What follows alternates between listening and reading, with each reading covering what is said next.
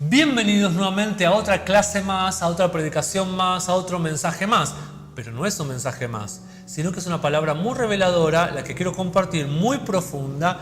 Creo que es entendible para cualquier persona, pero tiene un cierto filo profético por estar analizando un poco, reflexionando y escuchar palabras de hombres de Dios de este tiempo, por ejemplo, principalmente de mi padre espiritual, el Dr. Ben Kleinans, para poder analizar el tiempo que vivimos y también esto que nos ayude a tener en cuenta ciertas doctrinas o ciertos pilares teológicos que no debemos descartar y ver ahora cómo le podemos traer más frescura, más claridad en el tiempo que estamos viviendo. Si algo que la gente quiere es una palabra presente, si algo de lo cual la gente tiene hambre y sed en este tiempo, no es que los hagan sentir bien, lo que realmente va a traer saciedad a esa hambre, a esa sed del corazón, del espíritu del hombre, es realmente traer una palabra que tenga un filo, una relevancia, un calibre, esté con la temperatura de los tiempos que estamos viviendo. Este mensaje o esta clase, como le quieran llamar, tiene el título de Gobernando en medio de tus enemigos. Si hay algo de lo cual se trata lo apostólico, es de gobierno. No hay verdadero movimiento, reforma, como le quiera llamar, apostólica, sin el concepto y sin el peso de lo que significa el gobierno. El gobierno fue malentendido. Próximamente también hablaremos de lo que es el reino de Dios, o definiremos mejor lo que es el reino de Dios. Pero cuando hablamos de gobierno, no estamos necesariamente hablando de alguien que ocupa un lugar siendo un cristiano diputado o un evangélico intendente. Cuando hablamos de gobierno, lo que en realidad estamos hablando es de un poder, de una cobertura, de un manto específico que Dios soltó y que Dios predestinó como su intención fundamental, básica, no básico por ser elemental o menor, sino básico en sentido de fundamento, de estructura por medio de la cual edificar su reino sobre la tierra. Así empieza el libro de Génesis, así empieza la Biblia y así termina. La Biblia empieza con gobierno y termina con gobierno. La Biblia se trata de gobierno. Llevado al plano secular o al plano del mundo en lo que estamos viviendo, yo otro día le decía a un pastor conocido, todo se trata de poder. ¿Por qué los grandes renombres de la historia, a veces con buenas intenciones o con malas? No estamos hablando acá de motivación ni intención del corazón, eso es un tema aparte, una predicación aparte. Lo que yo digo es lo que se mueve, lo que mueve a las naciones, lo que mueve al mundo, siempre se trata de poder. Ni siquiera se trata de dinero, aunque también es importante el dinero. Detrás del dinero siempre hay poder. Y lo que Dios quiere establecer es un gobierno correcto, un gobierno justo. Me encanta que mi padre espiritual dice siempre que ellos en Sudáfrica oran para que estén en el gobierno natural, en el gobierno político, las personas correctas y estén personas justas. Y todo aquello que sea injusticia, corrupción, sea removido de esos extractos de lugares de autoridad. Y la misma debería ser la oración nuestra, aquellos que vivimos en Latinoamérica, en países como Argentina, que es mi caso. Esa debería ser nuestra oración. Orar para que la gente correcta esté en los lugares correctos de gobierno.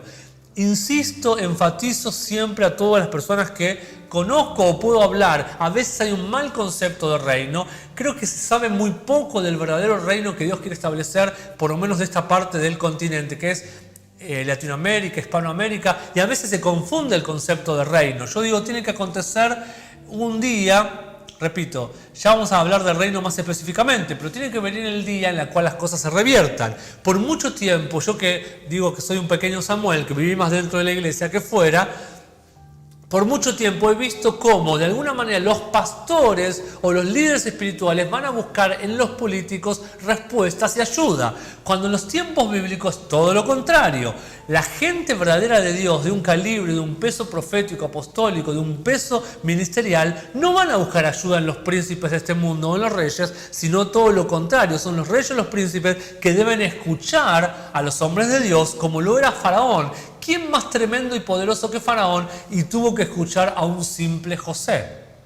la gracia tan fuerte, el don de José, se cumplió lo que dice en el libro de Proverbios, que el don tan tremendo de José le hizo un camino delante de los reyes. Y ese camino que le hizo José fue el don que él tenía de los sueños, pero no solo el don, sino el filo profético y apostólico que José tenía, por una madurez y un peso de su carácter, le permitió ponerse delante de Faraón, a punto de ser la voz profética de Faraón, que le hizo un camino, no solo para que Faraón sepa qué hacer con su gobierno, sino para que salvara a toda una generación impía y una generación del pueblo de Dios, a punto de también salvar su familia, porque si no hubiera sido por el filo profético de José, ¿cuántas vidas se hubieran muerto de hambre?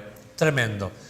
Vamos a ir a la enseñanza, aunque ya estoy enseñando, vamos a ir profundamente a lo que quiero impartir en el día de hoy, que está en centro de lo que quiero hablar en 2 Samuel, capítulo 8, versículo del 1 al 15. Quiero hablar de cosas que están sucediendo en el tiempo que estamos viviendo.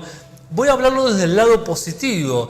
Quiero hablar de esto de gobierno para poder entender, si bien cada uno de ustedes lo saben, creo que no voy a decir cosas demasiado nuevas, pero poder reflexionar por estos minutos, que no son muchos, sobre algo tremendo, que tiene que ver con la protección de Dios sobre nuestras vidas. Cómo Dios ha garantizado defendernos, cómo Dios ha garantizado ser nuestro refugio, ser nuestra defensa. El otro día hablaba con alguien.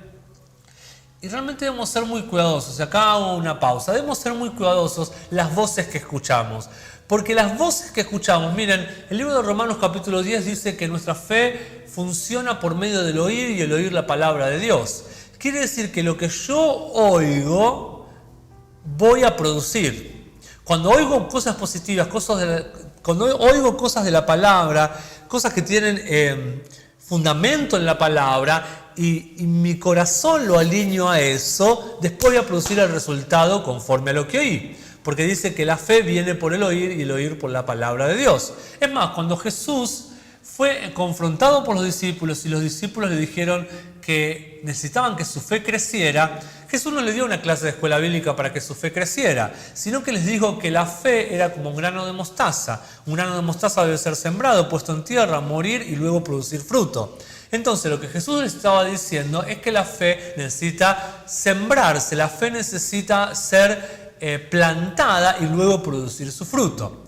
Y también Jesús les enseñó que de alguna manera el reino de Dios se establecía por medio de gente que era tan capaz de hablarle a la montaña. No hablar de la montaña, sino hablarle a la montaña.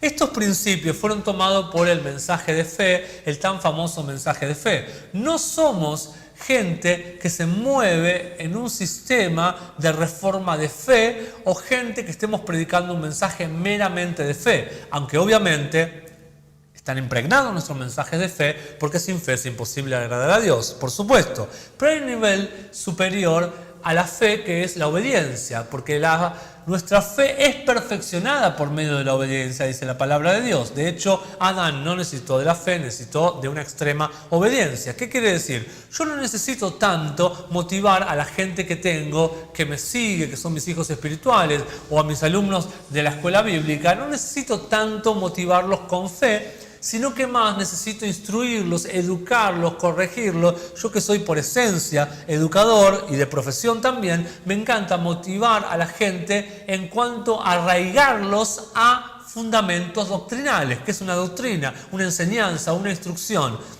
Instruye al niño en su camino y cuando fuere grande no se apartará de él. No dice instruye al niño en el camino de Dios. No meramente dice eso. Instruye al niño en el camino que Dios estableció para él. Hay un camino para mi hijo Benjamín, hay otro camino para mi hija Zoe, hay otro camino para mi hija Siloé. Aunque los tres van a ir por los mismos principios, porque tienen los mismos padres naturales y el mismo Padre Celestial, cada uno va a fluir en su llamado, en su don, en lo que Dios espera de ellos, de acuerdo al camino que Dios predestinó antes de la fundación del mundo para cada uno de ellos tres. Entonces, hay un camino, hay una visión profética para cada uno de ellos tres, pero hay un destino diferente. Aunque los tres tienen que alcanzar a ser varones o mujeres, conforme a la imagen que Dios los creó y representar a Cristo y al Padre de ese modo, los tres van a tomar diferentes formas porque los tres tienen diferentes gracias. Y lo mismo en el cuerpo de Cristo, lo mismo con los hijos de Dios. Yo no puedo tener una congregación de 500 personas y pretender que todos sean iguales.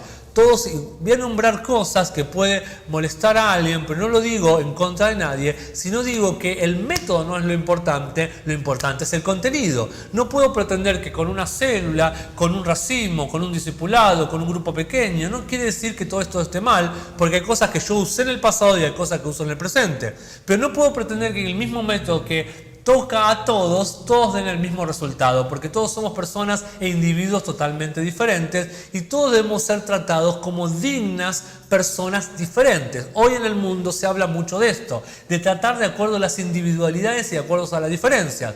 Lo mismo como lo que se habla en el concepto secular, que no es lo mismo en el reino, pero sí tiene algo de reino en el cuanto a la inclusión. ¿Qué es la inclusión? Es aceptar las diferencias de cada persona. Todos somos diferentes delante de Dios, aunque de todos se espera que cumplamos los mismos principios. Segunda Samuel, pero esto es la diferencia, este es el tiempo de educar a la gente. No es el tiempo para decirle lo lindo que son, lo que van a prosperar o el auto lindo que van a tener. O que les voy a orar y le van a salir sus demonios, o que les voy a orar y van a sentir el gozo del Espíritu. Ya pasó ese tiempo, basta. Basta con todo eso porque tuvo algún tipo de resultado, más o menos, quizás sí, quizás no. Pero el resultado fundamental, que es transformar el corazón del hombre, el resultado transformador absoluto de cambiar la vieja naturaleza por una nueva naturaleza, una esencia, no se cumplió ese resultado. Y lo dice alguien que pasó mucho por esos estadios y esas etapas y no vi los resultados profundos. Al contrario, vi gente volverse atrás totalmente de esos principios y hacer lo contrario a lo que se les enseñó por no haber habido un completo bautismo. ¿Qué es un bautismo? Morir, renacer, resucitar a algo nuevo. Hay gente que llegó a reconocer todos sus errores, todos sus pecados, pero no es suficiente con eso. Necesitamos nacer de nuevo. Nacer de nuevo no es meramente convertirnos y aceptar a Jesucristo como nuestro Salvador. Nacer de nuevo tiene que ver con nacer a un nuevo espíritu, a una nueva mentalidad, darle lugar a una nueva naturaleza en nosotros. No podemos reformar el viejo Adán. Necesitamos nacer de nuevo, necesitamos nacer de arriba. O sea, necesitamos mucho más que salvación. Cristian, ¿no predicas salvación? No, no predico salvación. Debo predicar reino. Cuando predico reino está incluida la salvación o el renacimiento del espíritu humano regenerado, como lo hablan alguna gente lo ha hablado mucha gente de fe de Estados Unidos. Es cierto, hay un renacer, una regeneración del espíritu humano, pero no nos podemos quedar con eso, porque ese bebé que ha nacido no puedo tenerlo en pañales toda mi vida o dándole la mamadera toda mi vida. Yo a mis tres nenes me encanta tenerlos como bebés, pero no puedo tenerlos en brazos todo el tiempo, porque de hecho ya ahora a la más grande ni intento agarrarla a UPA. Al del medio a veces lo hago, pero estoy diciendo casi ya no voy a poder más agarrarte a UPA porque tenés 5 años, porque se vuelven fuertes, se vuelven grandes. Lo mismo en el reino de Dios, en la familia de Dios. ¿Por qué si tenemos creyentes que se están volviendo grandes, aunque querramos o no están creciendo, por qué insistimos en darle mamadera o en alzarlos a UPA? No podemos llevar más la gente a UPA porque nos va a producir un desgaste tremendo y está produciendo un desgaste tremendo. Pastores hemos visto terminar en adicciones, pastores, o pastores terminar en divorcios, o pastores terminar en la soledad tan tremenda que hasta he escuchado de casos suicidarse pastores. ¿Por qué? Por un desgaste, un estrés, una ansiedad que les produjo el ministerio, por sobrecargarse con cargas de la gente, cuando ese no fue nunca el objetivo de Dios. El objetivo de Dios fue formar al Cristo que la gente tenía adentro. No podemos andar, es como que hoy mi papá me trata de alzar a UPA a mí, lo mato si me trata de alzar a UPA a mi papá a mí. ¿Por qué? Porque tengo un peso más que el de él, porque soy grande, porque soy fuerte y no tiene ningún sentido que me cargue y me lleve y me alce a UPA. Varias veces cuando mi padre espiritual veía que yo no estaba bien, me decía: Cristian, te estoy cargando como que te estoy cargando a UPA. Otra vez me dijo, basta de cambiarte los pañales. Y es cierto, necesitamos una iglesia que deje estadio infantil. Y a eso están llamando y convocando los grandes hombres de Dios, grandes voces proféticas y apostólicas. Nos están convocando a la iglesia, están llamando a la iglesia a salir de su estadio infantil. Porque le dice el libro de Gálatas que aunque hay una herencia, en capítulo 4 de Gálatas dice que aunque hay una herencia esperada y preparada para aquellos que son herederos, en tanto que se mantengan como bebés espirituales, no van a gozar de esa herencia. No, tu herencia no la garantiza que seas un hijo. Sí, es cierto, por ser hijo tienes una herencia. Es lo mismo que yo, el día que mis papás mueran, tengo una herencia asegurada. Mientras no la mal usen mientras ellos viven, pero tengo una herencia asegurada. Pero ¿qué va a garantizar que esa herencia la pueda yo usar o utilizar? Voy a dar un ejemplo. Tengo una sobrina que tiene 8 años. Esa sobrina va a poder gozar en la magnitud de esa herencia que también le corresponde por sus abuelos, en la medida que ella también sea madura en cuanto a una edad para cobrar esa herencia. Mientras tanto, la van a tener, aunque sus abuelos mueran, va a ser la herencia de ella o la herencia de su papá también, pero no va a poder utilizarla en su magnitud plena porque va a haber curadores que van a administrar esa herencia hasta que ella tenga la edad propicia para gozar, disfrutar y administrar por sí misma. La herencia es de ella, nadie se la puede quitar.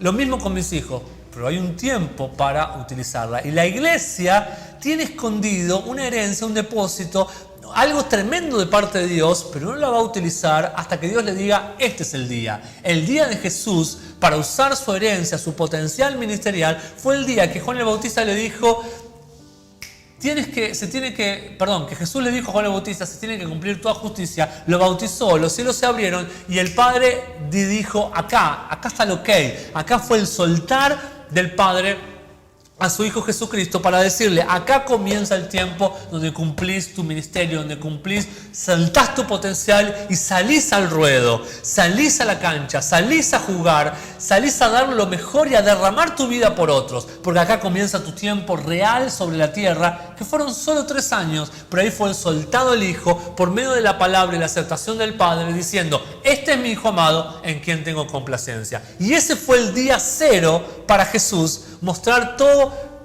su potencial tan tremendo y hacer descender los cielos a la tierra por medio de manifestar el reino de Dios sobre la tierra. Segunda Samuel capítulo 8, versículo del 1 al 15. Recuerden que este mensaje, aunque dice toda una introducción muy larga, se llama Gobernando en medio de tus enemigos. Que Dios nos dé gracia, o como decía un tío mío muy apreciado en el reino de Dios, él decía que Dios tenga misericordia de nosotros. Si Él estuviera en este tiempo, diría que Dios nos dé gracia, porque la misericordia nos ayuda para el pasado, la gracia nos ayuda para el presente y nos capacita también para el presente y el futuro. Así que no solo necesitamos misericordia, necesitamos aún más que misericordia, necesitamos seguir soltando la gracia de Dios. Leemos entonces el pasaje de 2 Samuel capítulo 8 del 1 al 15 muy rápidamente, que dice de la siguiente manera. Después de esto ocurrió que David atacó a los filisteos y los sujetó. Y David tomó a Metejamá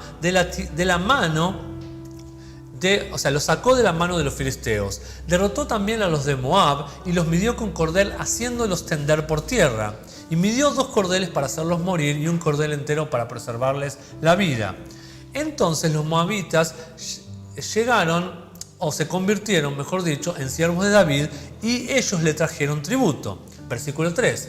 David también derrotó a Hadadezer, el hijo de Rehob, rey de Soba, cuando él vino a recuperar su territorio en el río Éufrates. 4. David tomó de él 1000 carros, 7000 hombres de a caballo y 20.000 soldados de a pie. También David descarretó los caballos de todos los carros, a todos los caballos de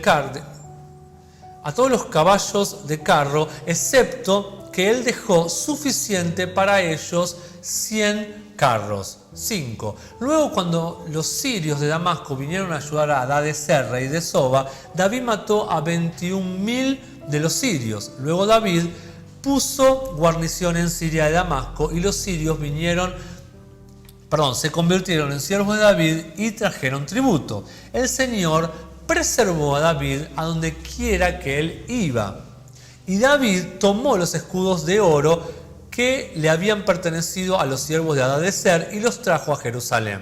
Versículo 8. También de Beta y de Berotai, ciudades de Hadadezer, el rey David tomó una gran cantidad de bronce. 9. Cuando Toi, rey de Amá, oyó que David había derrotado a todo el ejército de Hadadezer, entonces Toi envió a Joram, su hijo, al rey David, para saludarlo y bendecirlo, porque él había luchado en contra de Hadadezer y lo derrotó, porque Hadadezer había estado en guerra con Toi. Y Joram trajo con él Joram artículos de plata, artículos de oro y artículos de bronce. El rey David también dedicó estas cosas al Señor, junto con la plata y el oro, de modo que aquello que él había dedicado de todas las naciones, las cuales él había sujetado, de Siria, de Moab y de los pueblos de Amón, de los filisteos de Amalek y de el botín de Hadadezer, el hijo de Rehob, rey de Soba. Y David se hizo a sí mismo un nombre cuando él regresó de haber matado a 18.000 sirios en el Valle de la Sal. Él también, el 14, él también puso guarnición en Edom. A través de todo Edom él puso guarniciones y todos los edomitas se volvieron siervos de David. Y el Señor preservó a David a donde quiera que él iba, de modo que David reinó sobre todo Israel. Y David administró juicio y justicia a todo su pueblo. Es tremendo, y yo los animo a hacer como una tarea personal y una búsqueda y un escudriñar versículo por versículo, porque en estos versículos vemos la manera tremenda que tuvo David como hombre de guerra, caracterizado y como hombre de guerra, aquel que había sabido vencer al león, al oso y también vencer a Goliat. Ahora está manifestándose como un hombre poderoso de gobierno por medio de sujetar cosas injustas, por medio de ir a la guerra y salir victorioso, porque la mano de Jehová, la unción de Dios estaba sobre él, porque Jehová de los ejércitos iba a la guerra. No es tuya la guerra, sino mía, dice Jehová de los ejércitos. Lo mismo que le decía a David, es lo mismo que nos dice a nosotros hoy en medio de esta pandemia mundial. ¿Qué Dios nos está diciendo? Que el que protege, que el que nos refugia, que el que está por encima de todas las cosas, gobernando, controlando y teniendo todos los hilos de esta humanidad, es tremendo cómo Él va a ocuparse de nuestra protección, de ser nuestra seguridad, si nosotros sabemos estar escondidos debajo del Altísimo. Qué hermoso era el Salmo 91, que nos hablaban, nos recitaban las abuelas, o que en los tiempos de antaño escuchábamos en canciones. Hoy se hace una realidad muy necesaria, que debemos vivir debajo de las alas del Altísimo, y como una gallina cuida sus polluelos, debemos ser cuidados por esa protección paternal y también maternal que tiene el corazón y la mente de Dios, porque realmente necesitamos el refugio, como lo necesitó la generación de Noé, de meternos en un arca protectora de refugio en medio de tanta crisis y de caos también. El tiempo que estamos viviendo es muy parecido a muchos tiempos bíblicos, donde todo está siendo sacudido y tremendamente hay un torbellino y una tormenta y huracanes en todas las áreas, en lo político, en lo social, en lo económico, en lo educativo y por supuesto en lo espiritual. Vamos al Salmo 110, versículo 2. Dice el Salmo 110, versículo 2, que el Señor enviará la vara de su fortaleza de Sión. Y luego la segunda parte dice, gobierna en medio de sus enemigos. Dios nos está capacitando en medio de esta pandemia para que nos convirtamos en hombres y mujeres que aprendamos a gobernar en medio de nuestros enemigos. Les compartía ese ejemplo de esos pastores que estaban desconcertados y que yo les digo, ¿y cuánta cantidad más o menos tienen de gente ustedes? Porque es una iglesia reconocida que yo la conozco por renombre. ¿Más o menos 500? Sí, más o menos 500 me dicen. Pero no sabemos cuánta gente tendremos luego de la pandemia. Hay gente nueva, pero hay gente también que no persevera. Hay un desconcierto. Necesitamos gobierno. No necesitamos líderes desconcertados. Necesitamos gobierno. Pero aquellos líderes que están desconcertados también pueden ser vueltos a un nuevo calibre, a un nuevo equilibrio, a un nuevo péndulo y a una nueva confianza. Porque todos podemos ser desconcertados en algún tiempo, pero necesitamos volver al eje. El eje es Cristo, el centro es Cristo. El equilibrio del péndulo lo da Cristo, el control lo da Cristo. Necesitamos una iglesia escondida en Cristo, protegida en Él, refugiada en Él, que tiene la centralidad de Cristo. La centralidad no es mi gran ministerio, mi gran renombre, mi gran unción, mis grandes dones. La centralidad no es todos los enfermos que sané, porque con todos esos milagros, señales y maravillas, dice que un día nos podremos encontrar delante de nuestro Señor Jesucristo y Él nos puede decir una tremenda frase: no os conozco. Me dicen Señor, Señor, o tratan de decirme Señor, Señor, pero no he sido el Señor de ustedes, porque la centralidad no fue, mi intención no era que la centralidad estuviera en tu ministerio, en tu renombre, en tu prosperidad o en tu gente sanada o gente liberada. La centralidad tendría que haber sido mi nombre sobre la gente, mi naturaleza sobre la gente, mi carácter sobre el pueblo de Dios, de modo que ustedes tendrían que haber levantado, como el apóstol Pablo, un pueblo de sus entrañas. El apóstol Pablo decía: tengo dolores de parto, para formar al Cristo en Filipo, para formar el Cristo en Éfeso, para formar el Cristo en Tesalónica. Necesitamos una generación que se levante a gobernar, y eso va a ocurrir. Nuestros hijos de 5 años, de 10, de 20, nuestros hijos de 30, esa es la generación que va a mantenerse firme, esa es la generación que va a levantarse a gobernar. Dice que lo que debemos recuperar es tantas promesas de protección que nuestro precioso Dios nos ha hecho. Un hermoso Dios, amoroso Padre Celestial, nos ha dejado hermosas promesas. Por ejemplo, Salmo 4:8 dice: yo haré reposar en paz y en sueño, porque yo, el Señor, los hago morar en seguridad. Dios quiere que vuelva el sueño a nosotros.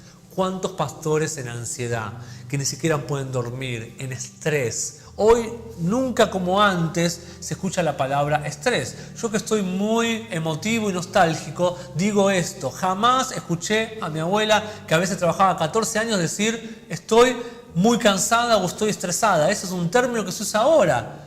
¿Por qué? Porque hay una situación social y mundial que nos lleva a todo eso. No ahora la pandemia, desde antes. Las promesas de Dios nos capacitan para descansar en paz y en sueño. Miren, nunca en mi vida dormí tan pocas horas, pero tampoco nunca en mi vida dormí tan profundo. Hago así y palmé. Nunca en mi vida me pasó de estar cocinando y dormirme, o estar bañándome y dormirme. Y Benjamín, mi hijo del medio, dice: yo nunca conocí a un papá que se duerma en la comida. Porque el desgaste es mucho, pero también cuando me duermo en absoluta paz y en profundidad puedo dormir, porque se ve que este versículo se me está cumpliendo, gracias a Dios. Pero también me preocupo por la gente que no puede dormir por su estado de ansiedad, de perturbación o por alguna razón que le sucede. Necesitamos volver a descansar en Dios. Qué lindo cuando se nos decía a nuestras abuelas o en los tiempos antaños. Estoy muy nostálgico, sé que estoy creciendo. Cuando nos decían esa hermosa frase antes de ir a dormir: paz me acostaré y así mismo dormiré. En un espíritu de paz tenemos que acostarnos y dormir físicamente, pero también necesitamos empezar a vivir de una manera de reposo. Si hay una iglesia si no logramos tener una iglesia que tenga líderes que actúen en reposo, no va a haber líderes que actúen de manera fuerte y poderosa.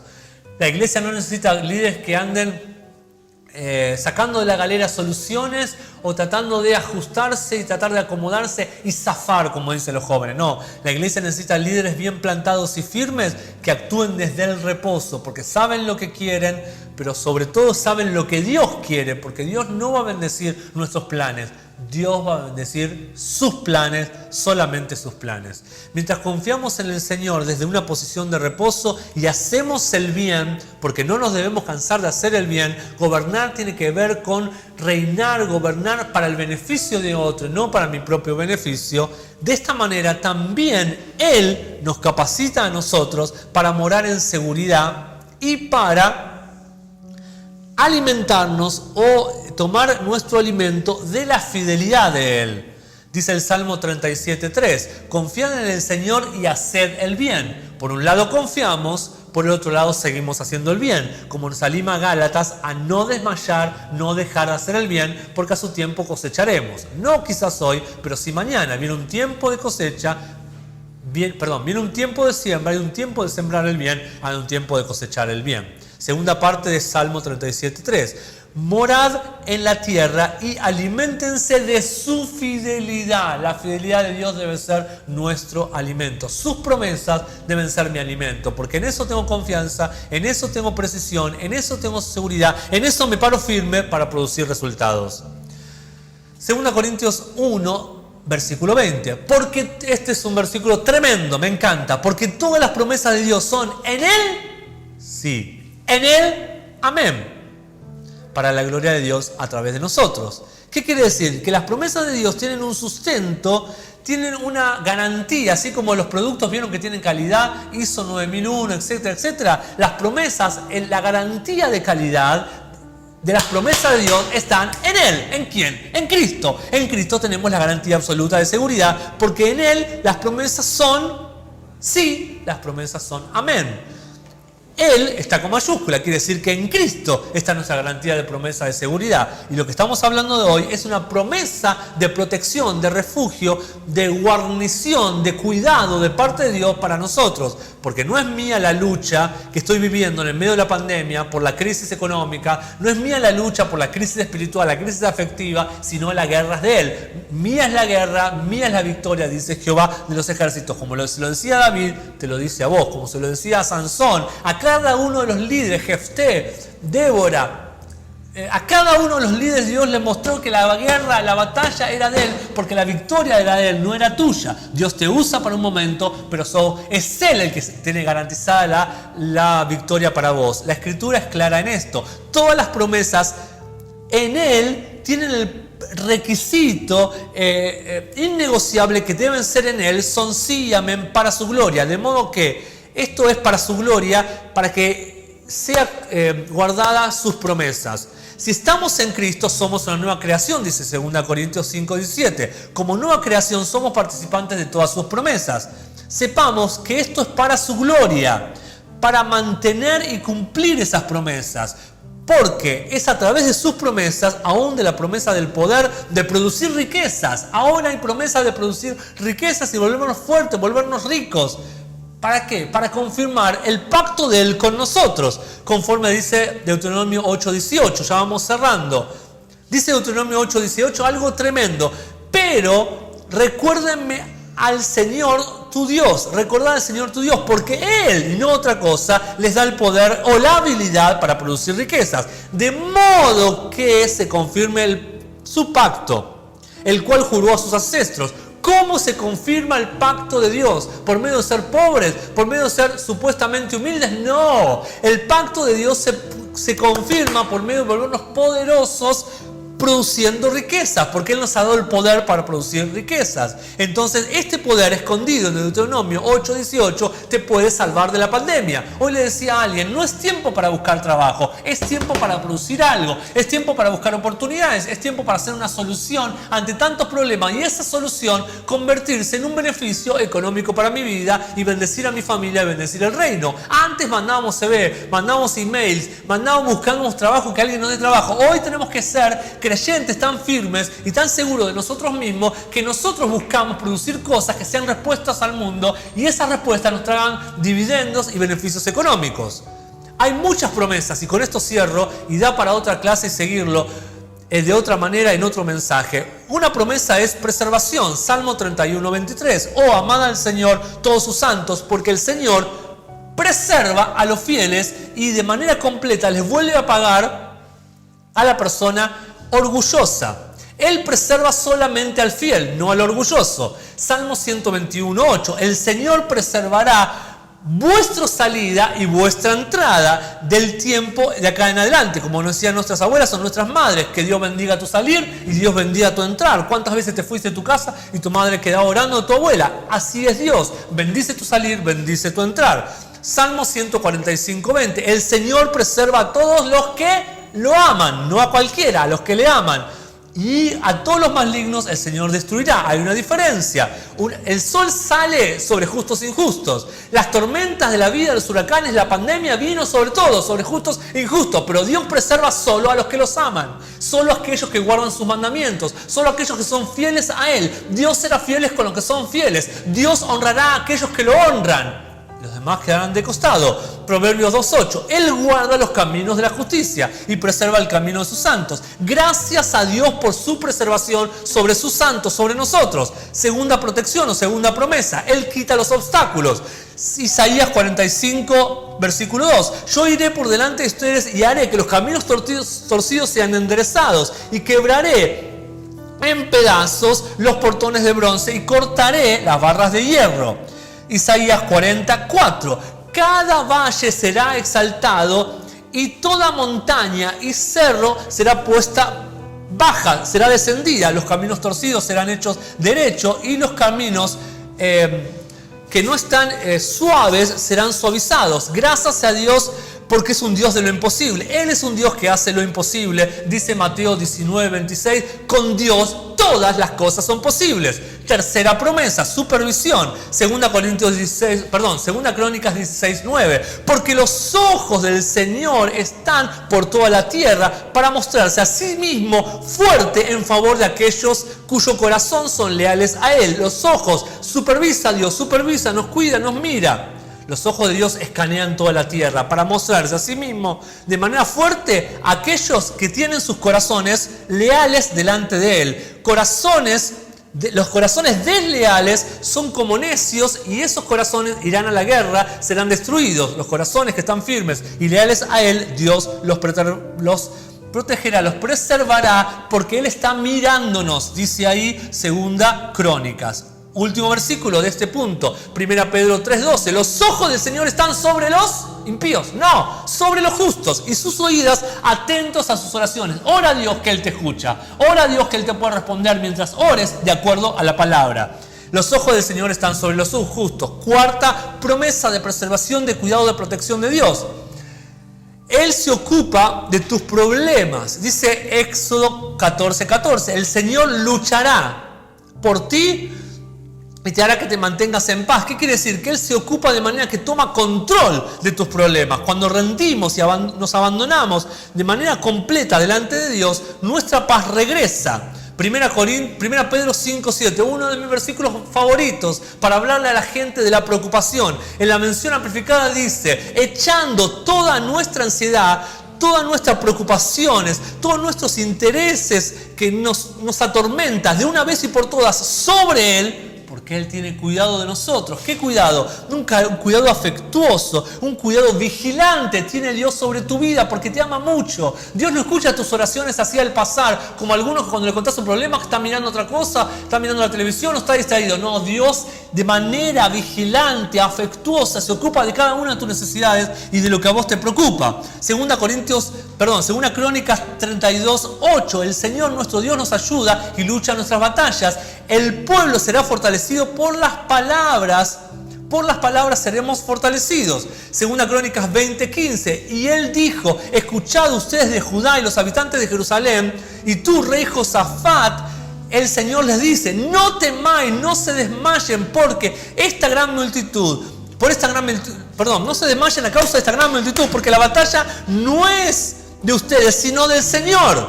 Hebreos 13:6. Porque nosotros audazmente decimos, el Señor es mi ayudador, no temeré. ¿Qué puede hacerme el hombre? Vamos terminando. Otra promesa, se expone el camino. Isaías 30:21. Este es el camino, dice el Señor. Caminen por él. Dios expone, Dios muestra su camino. Isaías 42:16. Yo los guiaré por caminos que no han conocido. Yo haré de la oscuridad luz delante de ustedes y enderezaré los caminos torcidos. Para que ustedes sigan meditando, les dejo estos versículos y ya terminamos. Salmo 18:28 también habla de que Él iluminará nuestra oscuridad. Isaías 50 del 9 al 11 habla de la ayuda del Señor en medio de los temores. Y tenemos cuántas otras promesas que poder seguir estudiando. Promesas de cobertura, promesas de refugio, promesas de fortaleza. Él nos quiere en un lugar escondido, dice el Salmo 32:7. Tú eres mi escondite, tú me preservas. Él quiere ser nuestro escudo, dice el Salmo 3:3, para ser nuestra cobertura. Él quiere llevarnos por un camino de triunfo, dice Malaquías 4, del 2 al 3, 2 Corintios 2, del 14 al 17. Tantas cosas quiere ser Dios para nuestras vidas, para llevarnos a un lugar de total protección. Y por último, les dejo lo último, que sería el punto 10 según mis anotaciones, que tiene que ver con volvernos invencibles delante de Dios. Marcos 16:18 dice: yo beberé cosa mortífera, si bebieren cosa mortífera no les hará daño. Nos tenemos que volver tan seguros, tan firmes en nuestra fe y obediencia a Dios, que seremos indestructibles con Él. Isaías 59:16 dice que cuando el enemigo venga como una inundación, el Espíritu del Señor nos levantará un estándar en contra de él. Mateo 16:8 dice que las puertas del infierno no podrán prevalecer en contra de una iglesia, no cualquier iglesia, la iglesia verdadera, forjada en la revelación de Cristo, el ungido de Dios. Isaías 54:17, el famoso versículo: que ninguna arma forjada en contra nuestra prosperará. Fue un placer. Espero que esta palabra de protección, de preservación, no solo los ayude a entender mucha más revelación de cómo preservar el propósito del diseño de Dios para tu vida y para el mundo, sino también te ayude en este tiempo de caos, de pandemia, de crisis en tantas áreas. Muy bendecidos, están muy bendecidos por la palabra. Lleven todo esto a sus propias vidas y que la palabra se haga evidente en cada vida, en cada familia y en cada iglesia que la esté escuchando. Los quiero mucho.